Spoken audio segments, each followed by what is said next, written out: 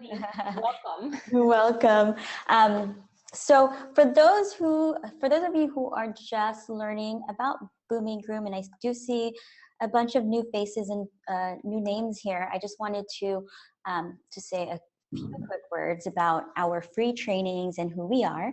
And I'm just going to read it straight off the bat because it's a beautiful description, and I don't want to mess up the description, but Booming Group is a business ecosystem and non-traditional investment company committed to empowering leaders and business owners transition from business as usual to business as a natural mechanism to deliver impact, purpose, and profit, all while building community, promoting sustainability, and adding value for the benefit of all. And this is our commitment to you and to the community, so welcome. Some of you are already know her. For those of you who do not, she is a financial wellness coach and a professional bookkeeper. Not bookkeeper, bookkeeper. Who takes on a spectrum approach to finances, and as business owners and as entrepreneurs, we all want to be at the cutting edge of new thinking around numbers and financials. And so we're honored to have Beth to speak to us today as she shares what it means to measure priorities and values and how those metrics tie to the numbers. So Beth, take it away. Welcome. Okay, hi everyone. I'm going to share my screen here. So transitional moments, sing some elevator music in the background. And thank you to Booming Group for hosting this. I'm so enjoying working with all of you. So, and we'll send out links for how people can find out more. So I first want to take a moment and breathe. That is a wealth that is ever present, ever available for those of us lucky enough to be on Earth. So if everyone can take a breath with me as we join in this experience together, that would be really supportive. And if you want to throw in a stretch too, your body's your friend here. And that for me is so much of where this process starts. So sometimes what happens for people when the money topic comes up is the breath gets cut off. Oh, I'm not breathing below my throat. So something that might help as we go through this information, I have a lot of information I want to give you. Some of it will sink in, some of it will fly off into the ether, and that's totally cool. Take what you can, and if something doesn't quite sit right with you, let it go. This is very personal, and gets a lot of our attention. So my goal here today is to share some ideas and hopefully spark some conversations. And it doesn't have to be that your experience of this presentation is painful. So if you need to stand up and walk around, if you need to make sure you're drinking your water, take good care of yourself. Your befriending of your numbers can start immediately. And you'll see me looking down sometimes. I'm actually going to set a timer for myself because I could talk for hours and hours about each of these slides, and I promise to not subject you to that today. But if you would like me to talk to you for hours and hours about this, just let me know. Thank you to those of you who submitted questions already. We're going to do our best to incorporate them here, and at some points Anna may chime in with letting you know when there's a question to address. So this first idea, I want to tell you why I like this stuff. And something that's been really cool for me is I used to hate this stuff. I used to stay completely away from the money topic. I did not, it was like, ooh, I didn't want to touch it with a 10-foot pole. And my initial goal in life for a long time, for my first few decades, was learn to be happy without it. And that seemed so simple. And as many of you know, we have ways that this will manifest consciously, and then we also have all of this subconscious material. I'm not even aware that I have certain beliefs, and it's affecting my behavior. So what this slide is saying is, if it gets your attention, that's a good thing. And the way it got my attention was just sheer necessity. So I was doing my thing of feeling really happy and not having much in the bank account to show for it. But I then thought, because of my beliefs, I was like winning at life because I was really happy and I didn't have that much money. That's totally an option. It just doesn't have to be the way it goes. So a mentor basically found me. And for me, it's been a huge part of my story to have someone hold my hand through this. And you'll see a little bit later, just for me, this is so relational. And like Anna mentioned, it can be such a taboo topic. So I used to never talk about it. We didn't really talk about it in my family. I know that's typical for a lot of people. And my timer's telling me to move on now. So I will. Let's set it again. And so one of the most important things to contemplate is, I see people acting as if money is this own thing. Like money is just a placeholder, okay? So it used to be that I could give you a guarantee that I would give you eggs every week in return for the guarantee that your cow would give me milk every week, right? Like when there's a certain small group of people, that can work. And there's definitely the sharing economy, there's bartering. I love that stuff. And for the larger society, there just needed to be something to sort of make it, smooth it out what the value of things would be. So we have this placeholder, this currency, and it turns out now most of the money in our system, I think the last number I heard was 93%, is actually electronic. So most money now is not even something that we can touch. And the cash, the bills, the coins, that stuff is still our tangible representative of it, but most of it is totally invisible. So I really like to remember, what is it pointing to? And this is true for my personal finances, and this is also true when I'm tracking my business finances. There's this currency. So when I spend, it's flowing out. When people pay me money, it's flowing in. And sometimes what the mind will do is want it to all hold still. And it truly is, like, the main idea of this slide is, it's like expecting the ocean to hold still. It's not a possibility. So when you have that come up of like, oh, I wish it would just hold still and then I can, that's just illusion. That is, it gets super deep about, that's just life. It's always changing. Maybe it's getting a little better from my perspective. Maybe it's getting a little worse from my perspective. But money is the currency of life in some ways. Okay. Resetting my timer.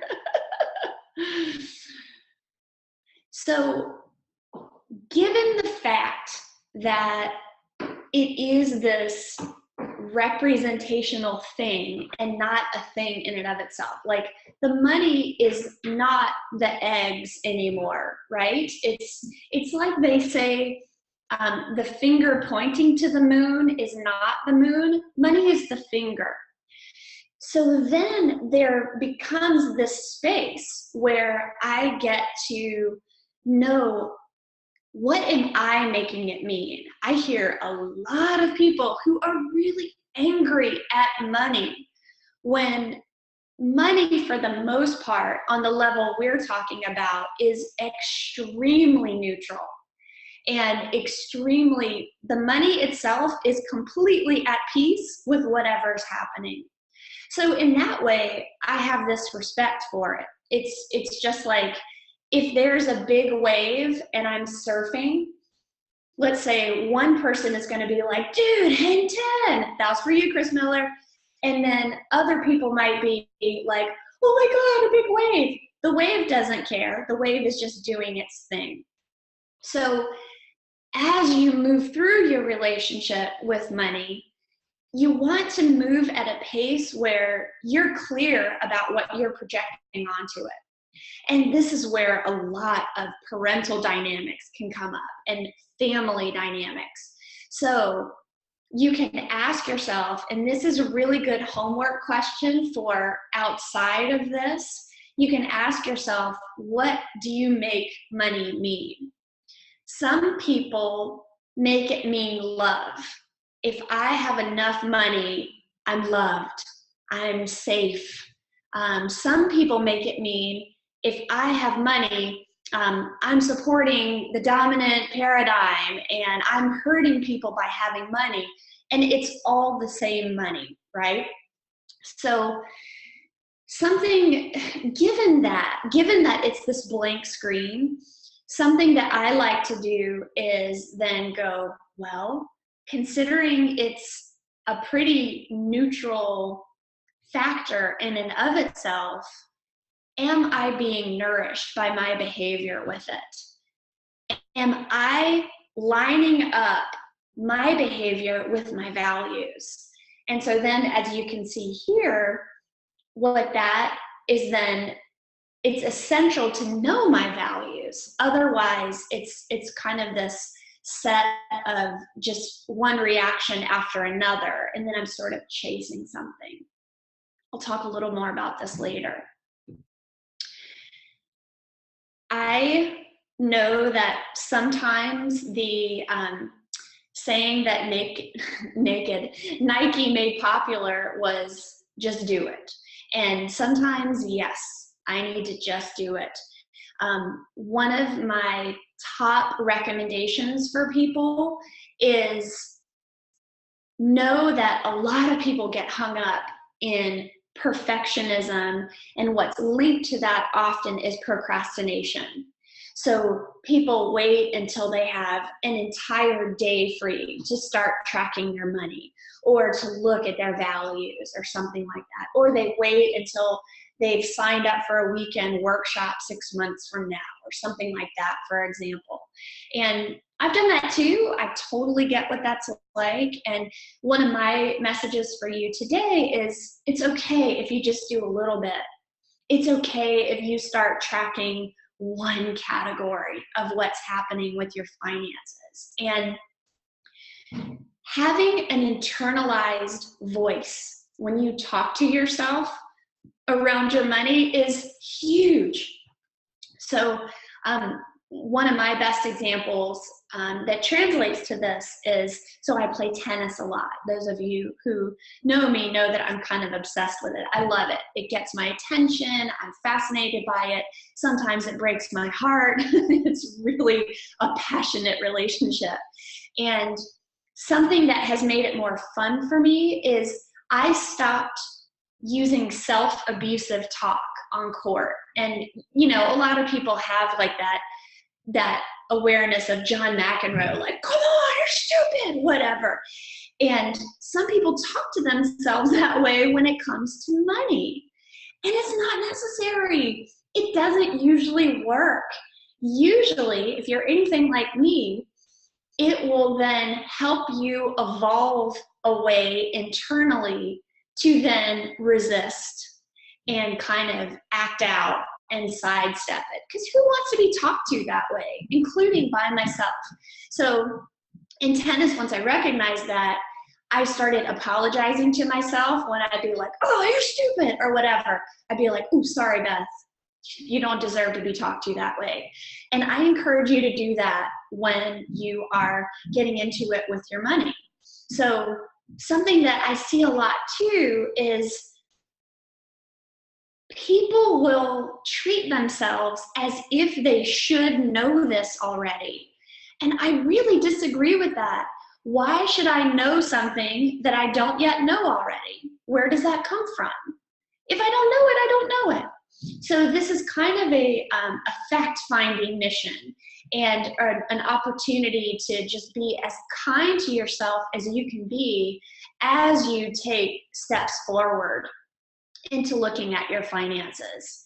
And part of what is important about this too is knowing that there is the relationship with yourself. There's also your relationship with money itself.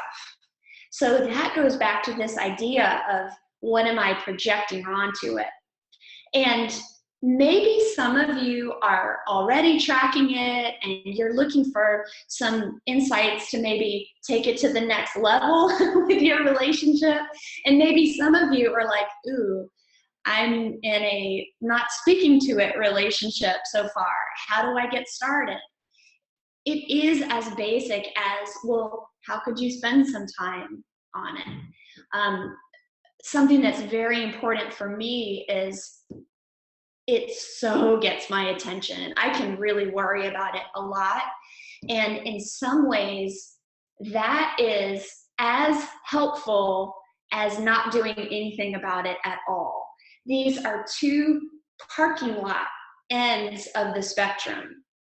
So I can either be not really doing anything, I'm in that non-confront place, or I can be obsessive and feel like I need to track every penny. I can talk about it all the time.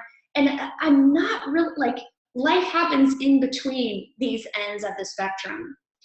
The nice thing about this, if you go back to the previous slide of, right, this way, the nice thing about this is if you are at either of these places, or if you ping pong back and forth, great, notice that. This is where the mindfulness comes in. Huh, look, last month I didn't do jack around it, and then this month I'm like forgetting to feed my cat because I'm so into tracking the finances. That's interesting. You're not stupid, you're not unskilled, you're not lazy, none of those things. Throw those out, delete them. I have a, Beth, Yeah. I have a question about a slide back. Yes. I received a question. Oh, okay. Yeah, so, or maybe it was one slide back, but when your business needs to move fast and my attention to money needs to move slow, how can I balance that timing stuff? Yes, yes, yes. That's great. So there is this idea that it's linear to go at a pace when you're becoming aware of these things. And there's the idea to be mindful with it. I have to stop what's happening in the business. And that's not actually true. So the business can move fast. I can make fast decisions, and I can reduce my other distractions and where I'm putting my attention in a way that I'm giving this its proper attention. And it's not like you have to do this whole bit of work before you start making any decisions for your business. It's like a stream. That's where the currency idea comes up. There's this fast moving stream, but as you look into the stream, that doesn't have to be a fast process. Thank you. Thank you, Beth. Yeah, thanks for the questions too, everybody. Whoa, okay, great. So a couple more quick things on this relationship piece. There is a lot of resentment out there about money, but that's not actually about money, right? Because the money hasn't done anything to us. The money is just, it goes where we ask it to go, and it comes in ways that we allow it in and invite it in. And that in itself is a really quick process. Resentment slows down the process. So I do want to take the time to clean up my resentments. And that for me looks like writing about it. It looks like talking about it with trusted friends. It looks like if I have a business partner and I want to wring their neck, it looks like not continuing to talk about who's going to take out the trash. It looks like, can we have a conversation? Like, that's part of what it takes to be able to move at the pace that some businesses do in a mindful way, is making sure that the resentments are cleared out. Resentments are trash in this ocean of currency. And that's really, really important. And some people have resentments from when they were born about money. And it's just part of the deal. I don't really know anyone who doesn't have some opinion about how they wish it were different. And we all work differently when it comes to what we need to do to clean it out and get clear and get really present. One more idea that helped me a lot when I was first coming along, there's a teacher named Morgana Ray, and you can find her online if you want. She has this idea of, when it comes to the projection, to develop your money honey. So you think of someone that you would really love to spend time with, whether it's a real person or whether it's a celebrity or a made-up person or something like that. And just this idea of, hey, money, I want to get to know you, that can be kind of neat. Pausing for Anna. Any other questions? Not at the moment. You can continue. Yeah. Okay. Thank you. Thank you. Okay. So this, I should have told everyone, grab your computer. If you can, have like a split screen situation or a little piece of paper. We're going to do just a basic cocktail napkin net worth. So some of you know what net worth is, and some maybe not others. It's very, very simple. The details of it can get a little more complicated or nuanced, but in a very simple way, financial net worth is, and right at the top of your paper, what I have, and then draw a line. And then underneath the line, like in the middle of the paper, write what I owe. Put those together, and that's net worth. So we'll probably, if you haven't yet done this, I would encourage you to finish this after the call. This is getting us to the you are here on the map. So I need to know where I'm starting from. I see sometimes people are tracking their numbers in a retrospective way, but if I'm not comparing it to something, how do I know if they're going well or not, right? So yeah, this is where it becomes very personal and individual, but I need to just sort of take that inventory to start. So sometimes people do this electronically. Sometimes they'll literally write it out and update it. I've heard different things about how often to update the numbers, because this is only actually helpful if you track it over time. So for me, I would have in the what I have a couple of checking accounts and their balances as of today. My car is all paid for. I would put the resale value if I sold it as of today. And I actually track mine in a Google Doc, and then I can access it from whatever computer. That's just how I do mine. And if anybody has more specific questions, I'm glad to have a conversation about this afterwards too. We'll get you set up with that information, but these are just kind of the broad strokes that can apply to everyone. So that's the what I have, and then what I owe would be current credit card balances, and you can put it in 2 different lists. You can have a personal list and you can have one just for the business. That's usually the wisest thing, is to track them separately. A lot of times, especially for solopreneurs or people who kind of sort of have a business, but it's like a casual business, sometimes that's all entwined with the personal finances, and it's so much cleaner to have them their own columns. But again, that's up to you. So there's no right or wrong way to do it. So this exercise, you put what you have at the top, the current balances, also what people owe you. That's called your accounts receivable. And then at the bottom, your debts, including your accounts payable, other people that you owe. Any questions, Anna? We are good. Okay. Thank you. Thank you. Absolutely. Thank you. So, yeah, I love Dave Ramsey's Baby Steps. Dave Ramsey was the first financial teacher that I studied with. The information can be a little off-putting for people depending on what their background and beliefs are. He is Christian-based, so occasionally there will be a Bible verse here and there.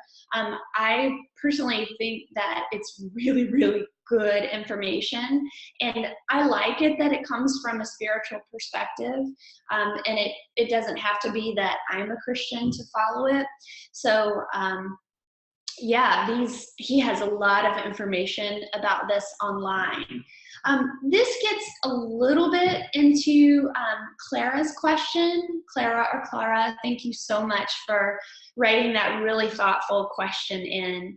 So having $1,000 emergency fund, having that savings, and I recommend people have that both for their personal and for their business, separate emergency funds as a starting point before paying off a bunch of debt. And the question about how much to put into the business, that is super, super personal. I'll talk a little bit more about this later, but this is in order what's recommended. Sort of how do you prioritize how to handle personal or business finances. Then after the $1,000 is saved up, then getting all the debts cleared out. Sometimes people believe that debt is one of the best tools to try to have money make more money. I personally don't subscribe to that, but this is all, there's a world of opinions out there. And something that I tell my clients quite often is think about how easy it is for someone else to tell you what to do with your money or how to risk your money.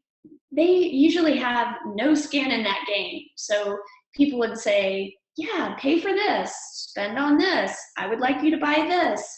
And you're really the one that's got to live with the consequences. So it becomes this interesting study of boundaries too. I'm thinking of the Martin Luther King Jr. quote that if you stand for nothing, you'll fall for anything. So knowing what your values are and where you are in the process can be very clarifying too.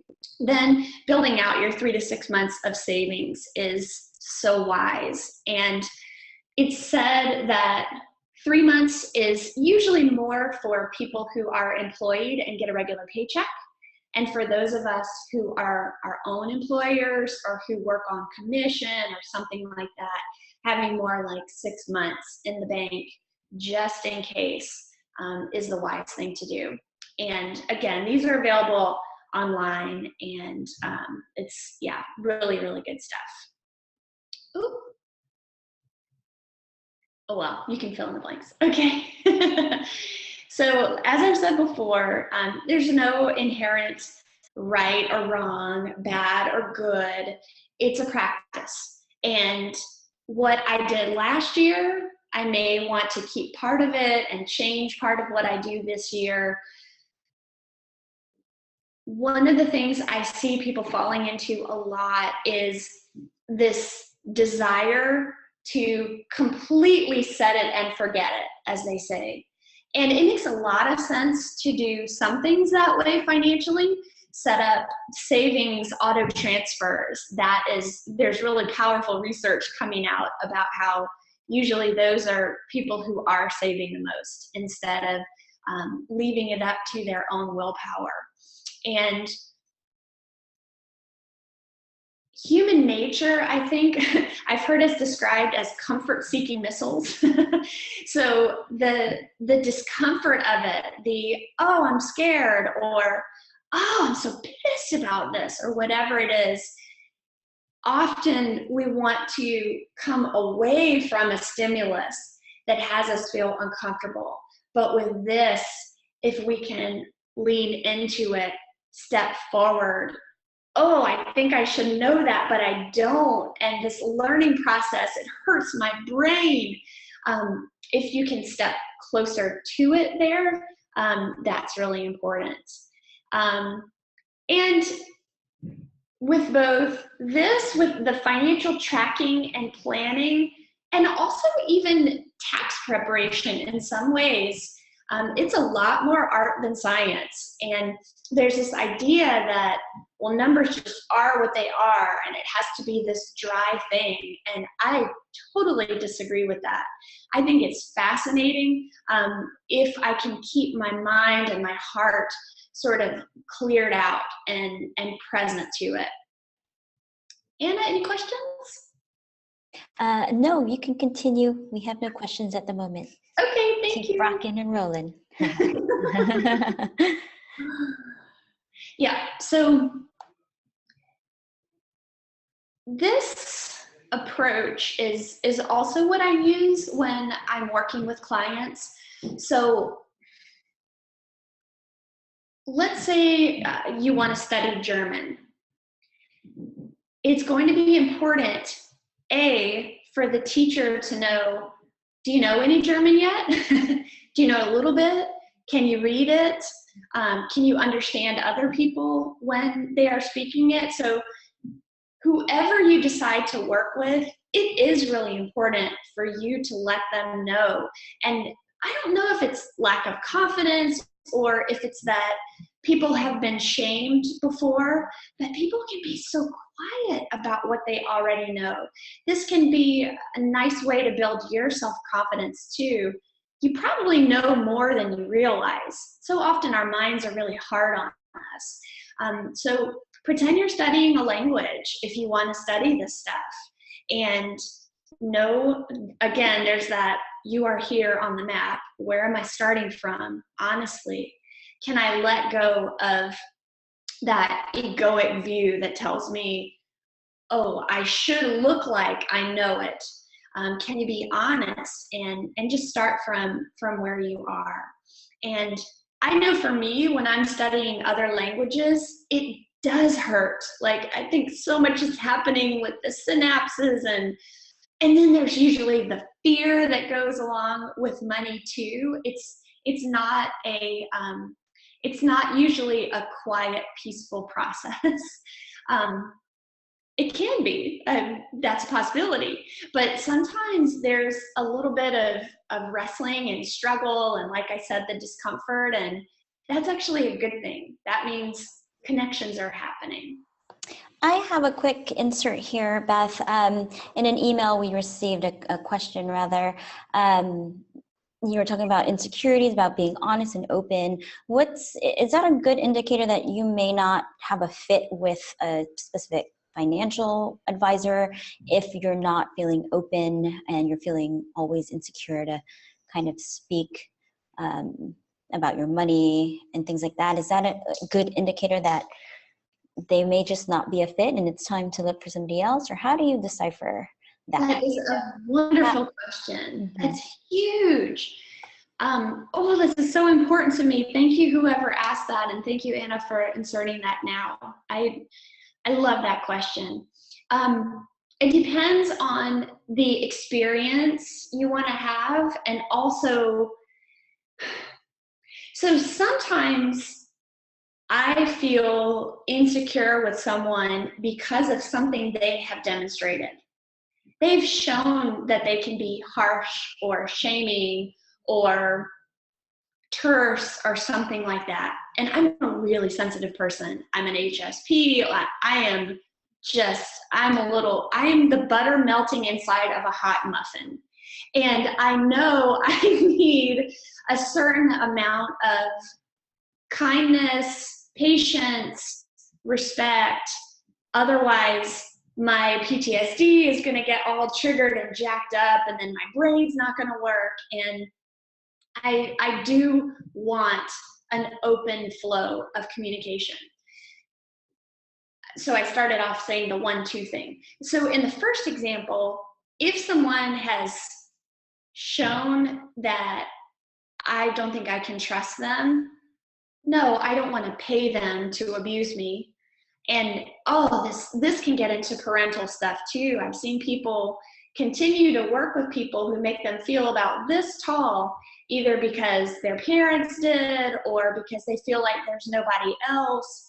There can be some really rocky relationships. Sometimes, though, I am assuming in advance that someone might not be able to handle my honesty. If that is the case, where I haven't walked over that part of the bridge to see if they'll meet me, it might be worth having a conversation and speaking up. And I think that's where vulnerability can be life-changing, to say, you know what, you said this word the first time we met, and I have no idea what you were talking about. Can you just define that for me now? And then see how they handle it. That can be really impactful. Yeah, great question. Oh, I love it. Good.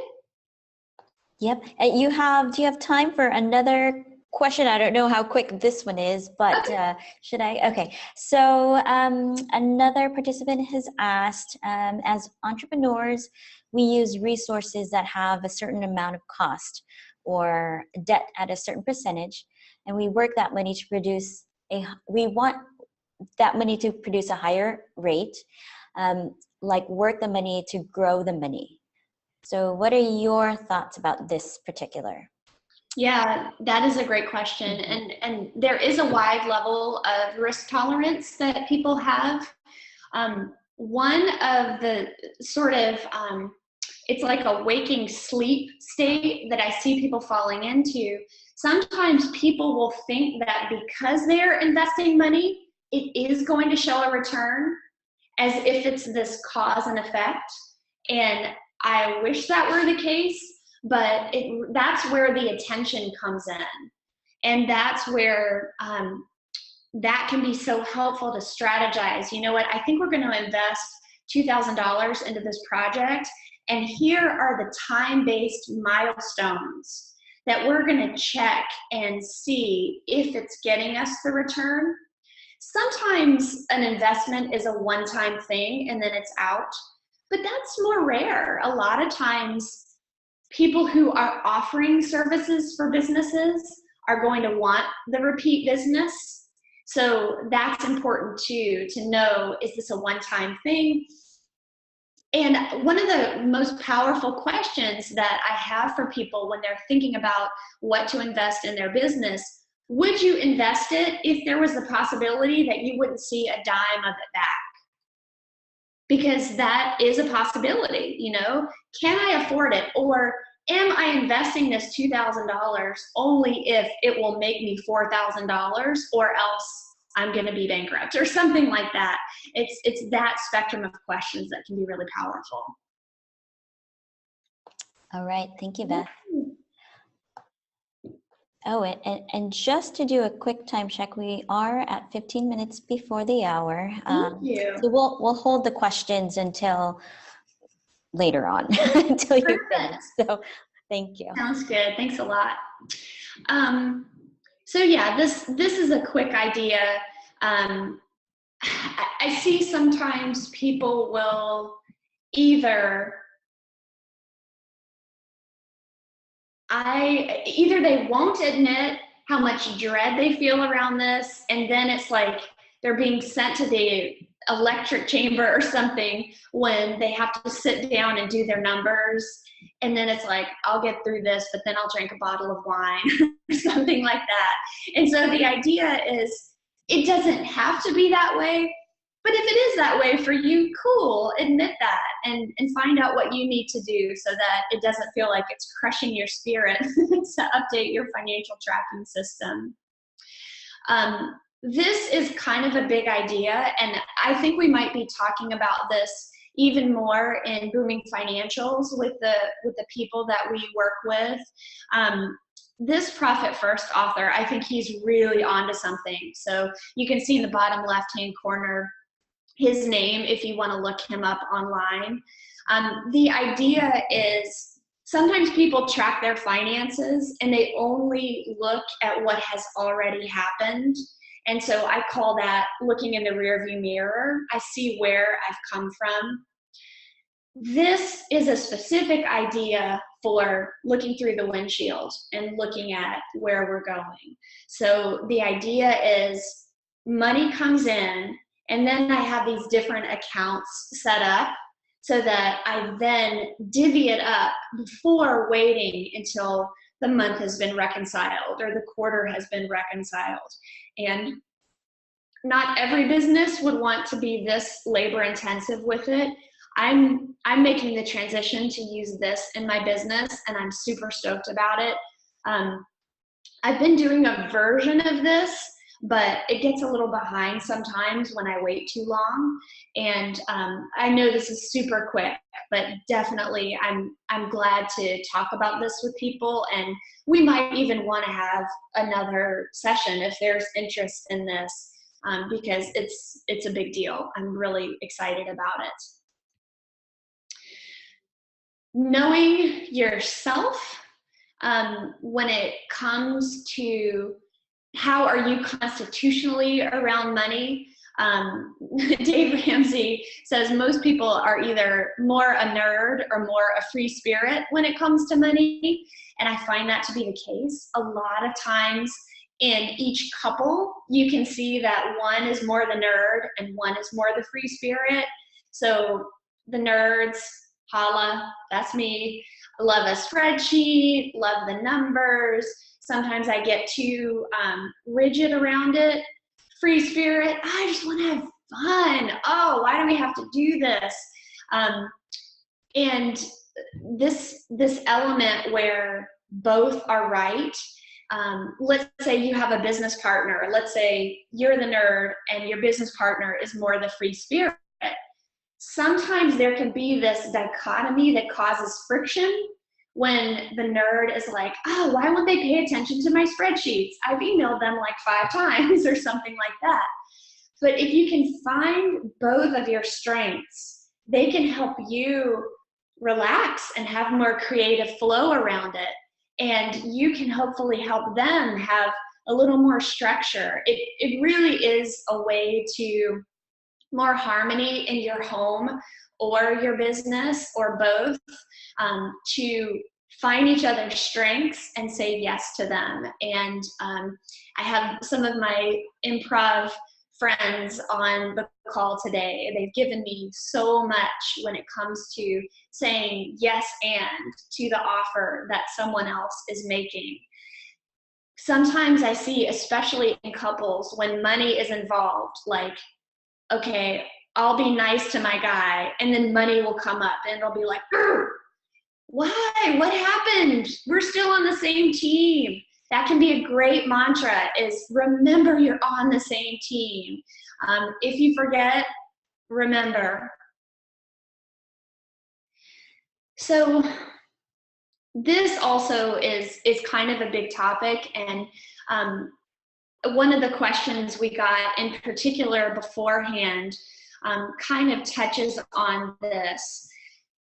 So one of my main messages too is you actually know what's your optimum level of tracking detail. I have some people who just want to know their monthly total for variable expenses. So for one of my clients, they track their bills, their variable expenses, and then any saving that they're doing. And those are the three main categories. That's their whole budget. And then other people, especially when things have gone kind of haywire, other people need more data.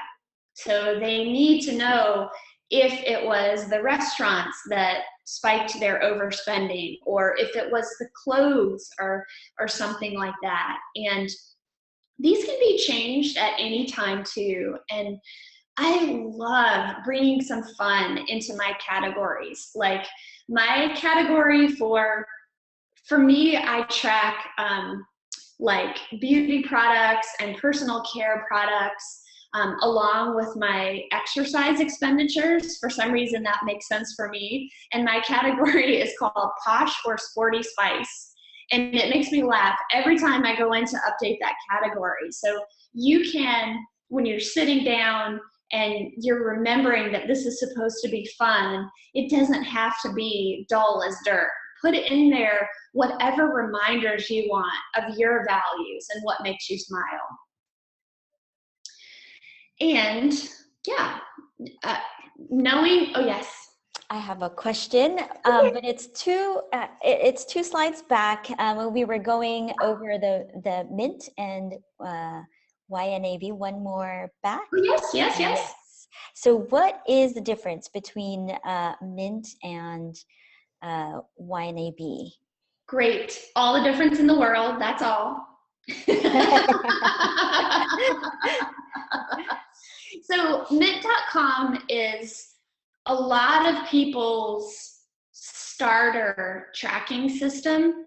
I meet with a lot of people who, when I ask them, have they ever used financial tracking software, they'll be like, yeah, I use Mint, I set it up, but I never really looked at it. It's free. The company has done a good job of getting a lot of recognition. And the same company who owns QuickBooks now owns Mint. So it seems like it's kind of been their cloud-based replacement for Quicken, which is more usually a desktop tracking system. YNAB stands for You Need a Budget. It is my favorite tracking system. It's generally really good for nerdy people, and not nerds in general, but people that are more nerd than free spirit, because it can get kind of granular. If you just go to YNAB.com, they have a free trial, they have videos. They really are a teaching company, and they really want people to get it. And it's what I use for my numbers. I absolutely love it. Okay, thank you. Yes, thank you. Oops. Yeah, so, and speaking of, like, Mint comes with a default list of categories. YNAB comes with a default list of categories. There's so many different systems. There are hundreds of systems out there now. Most of them are free. Some of them charge now, the ones that are usually more developed or have better name recognition. When people ask me which one should I choose, I say pretty much look at their demos, and whichever one makes your eyes the happiest, because so many of them do a similar thing. The budgeting piece is the big difference. So Mint, for example, you can track budgets, but at least the last time I used it, you can only do it within this month. So right now, anyone who's using Mint, they can see what's happening for June, but they can't plan ahead to July, even though it's just around the corner. So in YNAB, each month holds your budget or your spending plan, and you can change the numbers that you need to. Oh, I just love it. I love it, love it, love it. Yeah, and so if you're starting from scratch, you can definitely use one of these tracking systems list of default categories. Sometimes people say, well, won't I pay more attention if I just keep it in a spreadsheet?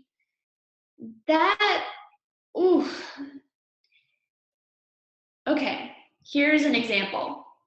So I'm in Marin, California.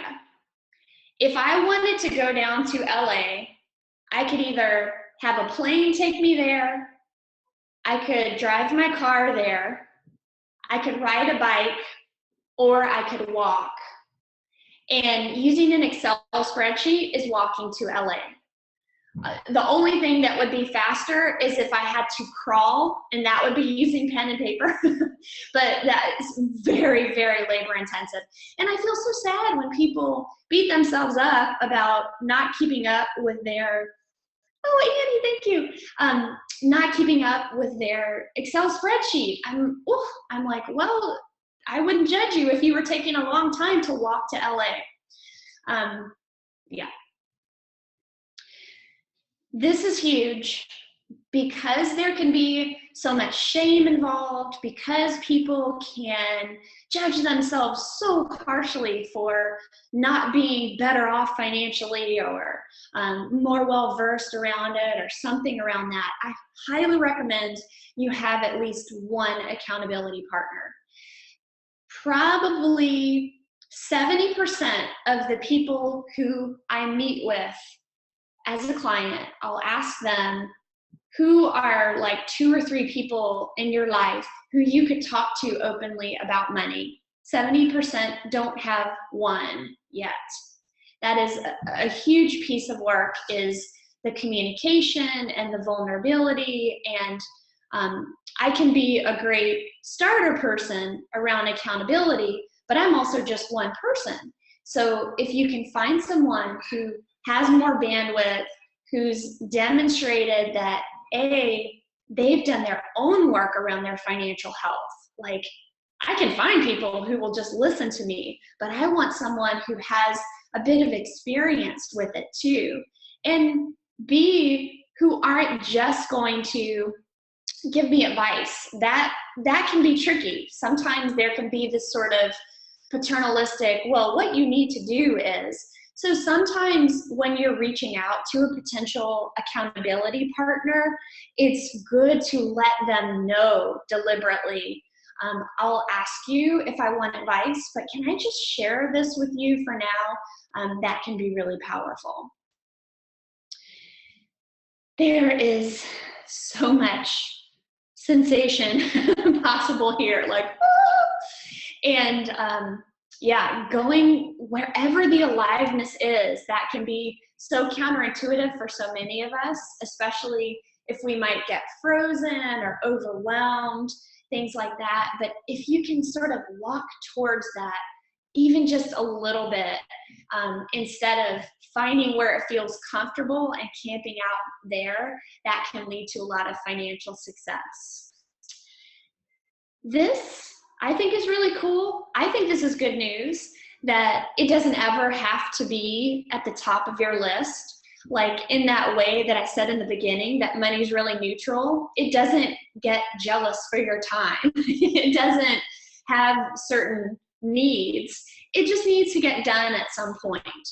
And I find there is this, I can't think of the word, blank word, proportional relationship, that the more attention you put on it, usually the less money you need to spend on someone else putting attention on it. And if you would like to put less attention on it, know that you could put some money towards it and pay for someone else's attention on it. But it always will take somebody's attention, and it will always take at least a little bit of yours in an ongoing way if you want to see positive changes. And I'm going to skip the nutritionist story, but I'm glad to tell you offline if you want. Someone else asked a great question about when there has been some sort of financial trauma, and a lot of people out there have financial trauma, whether they lost a lot of money in the stock market, or, and I see we're at just a minute, so this is the last thing. There are a wide variety of people who can help. A bookkeeper does usually the nuts and bolts of reconciling the books in some kind of financial tracking software like QuickBooks or something else. CPA and EA, that's what those stand for. They do people's taxes. They sometimes will do people's books as well, and you can just check in about the costs. Sometimes they charge a lot of money for something that you could get in a more affordable way. A CFP, a certified financial planner, I use a planner and they look at our kind of big picture of investments, investment suggestions, level of insurance, planning for retirement. They are great for super long term and sort of wealth management. And I like the fee only ones because then I'm just paying for their time and they're not recommending things to me that they have their money mixed into. I am using a robo-advisor. I've heard really good things. So there's Wealthfront, there's Betterment. They're a very interesting idea, and it's a newer technology. So definitely, it's worth researching and seeing your comfort level. And then there are financial therapists. I'm a member of the Financial Therapy Association, and you can find someone that way. I think it's fta.org, if I'm not mistaken. People who specifically work on financial issues. So yeah, I'll wrap up there. There's definitely more to share, but thank you so much all for being here. Thank you, Anna and Catherine. Thank you, Rodrigo, for helping us with the technology piece. And thank you, MJ, for cleaning up my slides. It looks great. Thank you, everybody, for attending. And thank you, Beth, for spending this hour with us. I know it's obvious. I know you can talk for days and days. We should even have a conference on just these topics. That would be interesting. But if anyone out there would like to continue the conversation, you can reach Beth through her email, and that's beth@boominggroup.com, and I'm going to type it in the chat box, but it's just as it sounds, beth@boominggroup.com. She is offering a free assessment, so you'll just need to reach out to her for that. Apart from that, and on behalf of the Booming Group team, we thank you for attending, and we hope that you enjoy this excruciatingly warm day, another one. So thanks, everybody. Any last words, Kathy, to say goodbye to everybody, or Beth? No, this was great. Thank you, Anna. Thank you, everyone, for attending. And Beth, thank you. I'm so happy to have you as part of the community, and now like all of us will have someone to sit down and talk about money. So yes. I love it. Oh, and one last thing, sorry to interrupt. I will follow up with an email. It was a request made by one of the participants of all the listed resources that might be helpful to everybody.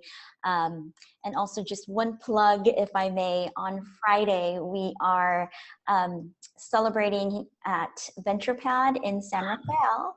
So if you guys would like to get together and meet the team, and we can just enjoy each other's company and talk more money, and it'll no longer be taboo, you can join us.